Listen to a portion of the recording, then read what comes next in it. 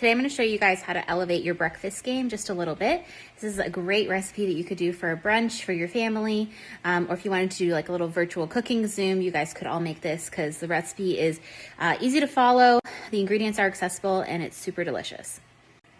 So to start this off, we are going to be making my sweet potato, bacon, egg, breakfast tart. It's going to be so tasty. It uses a store-bought puff pastry, so it's super easy to make the base, and then it's just basically assembly and throw it in the oven. So to start, I just made some oven bacon. If you haven't made bacon in the oven, it's my favorite method. So I lay out my bacon on tin foil, start it in a cold oven, turn it on to like 375, 400, and then it takes about 28 to 35 minutes depending on your oven and how thick your bacon is cut. But it comes out perfect every time and you don't have like grease splatter all over your kitchen. All right, while we get all the ingredients together, I am having my oven preheated to 400 so that we can bake off the tart. And I wanted to show you this little simple mandolin that I got actually at the H Mart last weekend. And I'm gonna make really thin cuts of the sweet potato on here.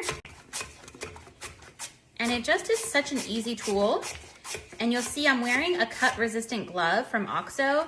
I think it's really important when you're using a mandolin to wear a cut resistant glove. And I'm on blood thinners now, so I wanna be extra careful not to cut myself. But you can see how thin it gets things, and it has like a little grater side to it as well.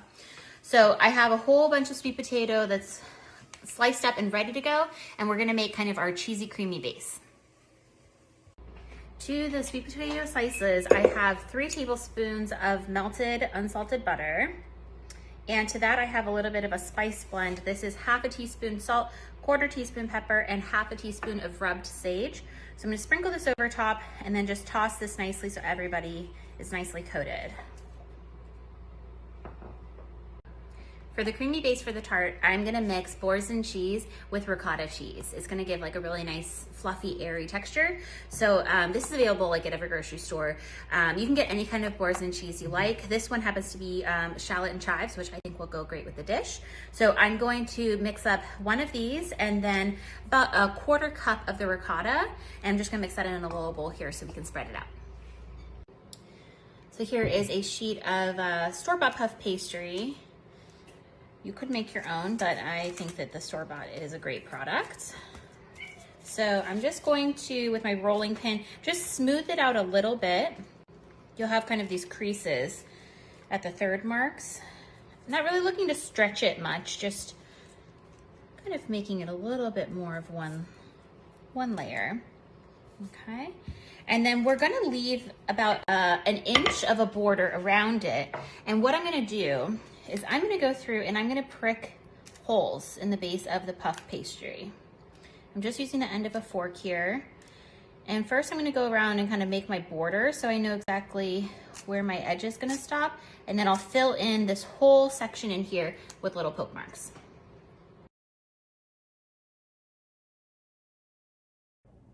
So I've just taken some of our little ricotta boursin mixture. I saved about a 1/3 of it. So I'm gonna start with this.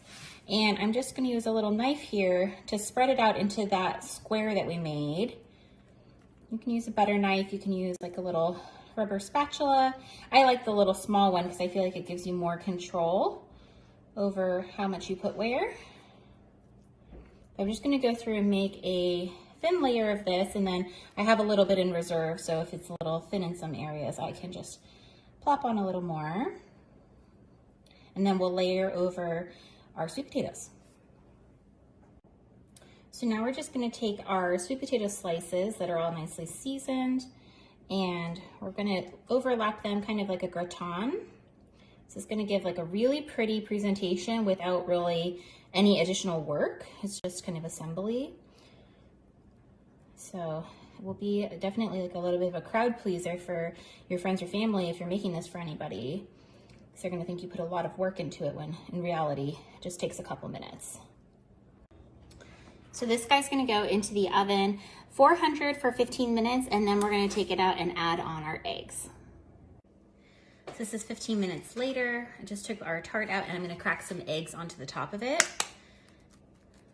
If you don't know about that method of smashing your eggs together, it helps you don't get any shell. Don't ask me the logic behind that. I'm not sure, but Saves my countertops from getting a little bit of egg white on them. Oh, gonna lose that one. Stay here, buddy. I'll slide you over into this corner. I think we'll do one more egg. So last one you do have to crack on some kind of surface. So let's see here. I want to kind of encourage them to stay in a pretty manner, mainly just because I'm taking a photo. All right, took a little bit of coaxing, but we got 5 eggs on there, so happy with that. I'm gonna give a very slight sprinkle of salt over top. We are gonna finish this with a little bit of shaved Parmesan, so just go really light with the salt. And then I'm gonna do some fresh cracked pepper. And then this is gonna go back into the oven. It's gonna take about, I would say, 12 to 14 minutes, but I will let you know when I pull it out how long it took. You wanna make sure. So this was 17 minutes with the eggs on, and I'm happy with it. The yolks are still gonna be a little bit runny. The whites are all set. And I'm just gonna finish it right now with a little bit of grated Parmesan on top. And then before I serve it, that's when I'm gonna add my crumbled bacon. I'm gonna add avocado to this. A little bit of hot sauce would be delicious, but you can add whatever kind of fixings on top you like. But I love that sharpness of the Parmesan against the. So here is the final tart. I just topped it off with the bacon and the avocado, and it is so delicious. Definitely a way you can step up your breakfast game or your brunch game. I hope you guys give it a try.